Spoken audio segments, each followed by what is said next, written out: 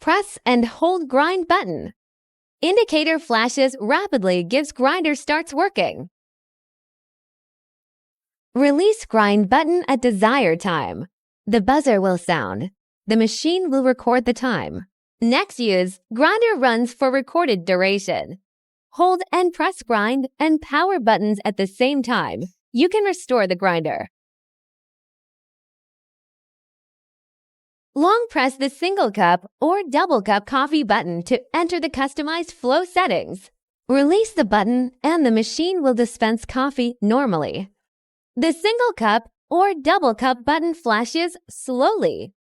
When the required amount is reached, short press the button to save the current flow settings. When you brew coffee next time, the machine will brew the coffee amount as per your settings. Press and hold the 4 buttons of power, grind, single and double at the same time. Then the machine will return to the factory settings.